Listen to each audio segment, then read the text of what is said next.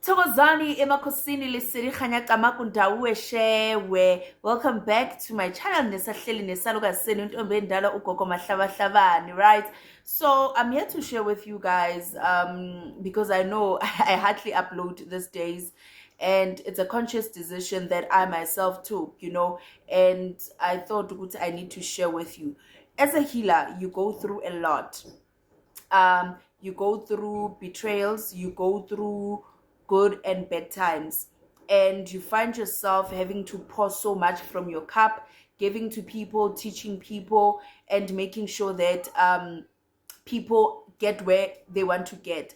But now, not forgetting that, remember, this is called a journey. So also with you or with me, it does not mean ukuthi sekuphelile, it does not mean ukuthi sewuqedile, kodwa it's a journey, it's continuous, and the more you pour out, the more you run dry, or the more wena mandla akuphelela because of why you give out to people. So now you need to take a step ukuthi no man, now I need to think about me. Now I have to pour, go back to the basics. There's nothing that beats basics, guys. If you think in the spiritual journey, when I usumdala, I can't do this and this anymore, basics will make you reconnect with your guides and with your ancestors, so that even if because teachings are a lot, you meet a lot of people who try to instill whatever bona they know or whatever they've learned, and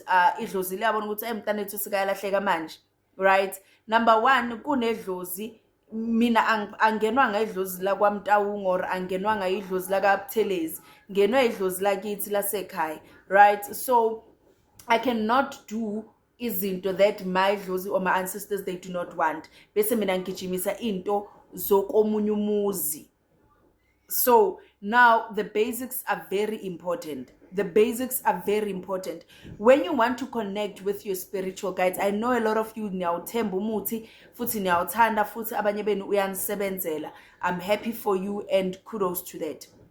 But when it comes to basics, yabona, avoida umuthi. Sebathi ufuna umsebenzi, sebathi you want to grow in your spiritual journey, sebathi you want your marriage to be fixed or you want to get married, stay away from umuthi. Qila ekuphahleni. The only muti that you should use, it's umuti if it was lako comes to you directly and be like, hey child, please use 1 2 3, we are hearing you, then you can use. But don't say, hey, angisebenzi ngidinga imali, so uyagijima wena emakhemist, ngizofuna umuthi ngizofuna isiwasho senhlanhla, ngizofuna isiwasho semali, uyenyangeni bathi sebenzisa lokho uzothola imali sebenzisa. You are angering your ancestors. You are angering your ancestors. The basic 101, phahla. But now umuntu ophahla bese angalaleli, it's useless. Because now in you pahlaring, you must listen and hear.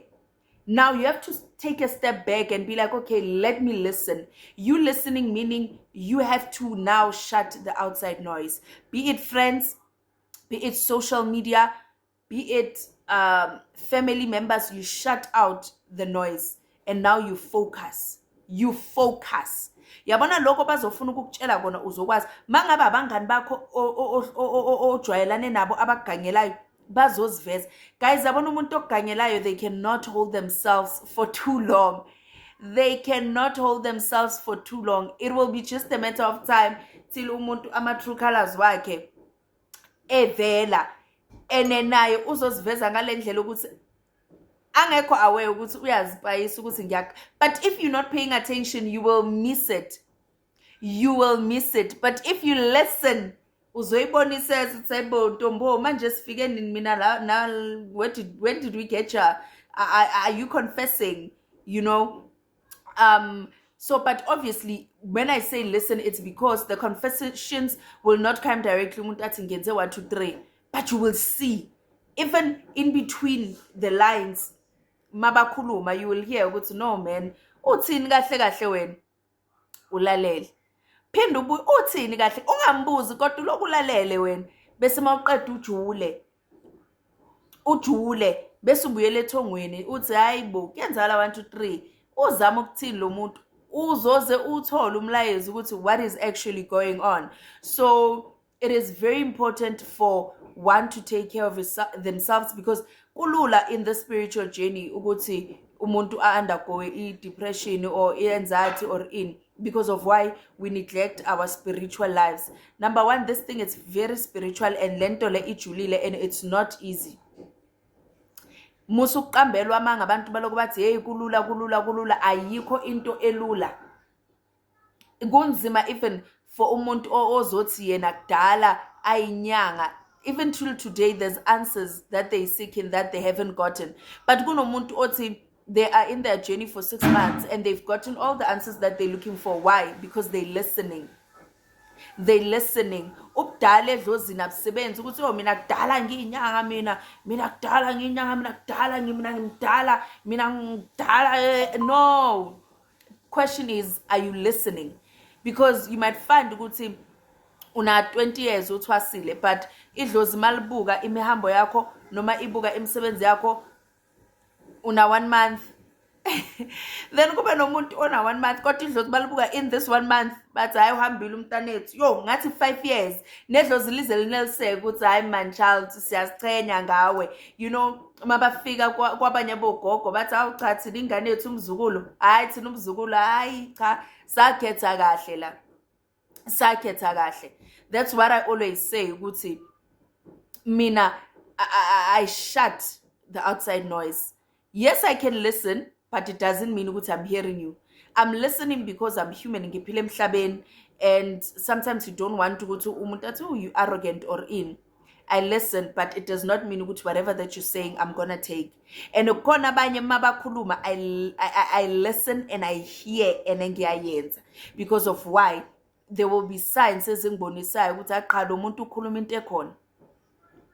Khona abantu odalelwe bona ukuthi you have to come across, because khona la fanele bakuhambise khona endleleni. Nami till today I still need ukuthi kube nomuntu ongibamba ngesandla athi hey suyalahleka, hey idlozi lithi, hey awusalaleli. You understand? But now if angikwazi ukulalela idlozi, then I'll listen to everyone okhulumayo. Angeke ngikwazi ukusefisisa ukuthi ayibo manje sekuyiliphi ledlozi, ngoba khona amadlozi eza because they want to distract you, because they don't want noma abakufisele kuhle.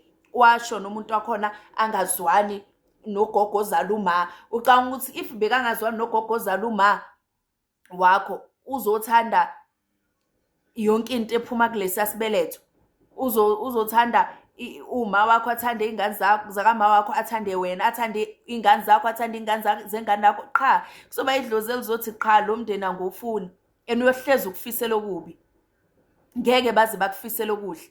So now you have to now be smart, be clever, tread carefully if you want to succeed in the spiritual journey. And at the end of the day, unfortunately, that skill nobody can give you. Mina as inyanga, if maybe let's say I'm your mentor, I can teach you, I can tell you, I can say whatever, but at the end of the day, it's up to you ukuthi iskill yasibamba noma usibamba. Abanye benu will come back later sathi gogo ene washo, yazi gogo washo but bengakuzwa ngaleso sikhathi. But I'm one person mina ukuthi I never judge, because I understand ukuthi no ulenzile iphutha kwamina bengwayenza amaphutha. I started my journey by making mistakes. Who am I to judge omunye umuntu ngokuyenza amaphutha? Mine is to say, okay, now that you've learned, ungasaphindi the same mistake, or hopefully you've learned, because if you haven't learned, the lesson will repeat itself. You will undergo that situation, be it traumatic or be it painful. You will undergo it till you understand ukuthi kahle kahle what is this lesson trying to teach me, or what are your ancestors actually trying to say kuwena. So ibani careful bantwana bedlozi, ibani careful, iqaphelani, make sure ukuthi you protect your spirit, your gift ngakho konke onako. Don't let just anyone athathe lokho onako kusebenzele kanzima. But anyway, hope ningizwile, thokozani liserikhanya qamakunda weshewe.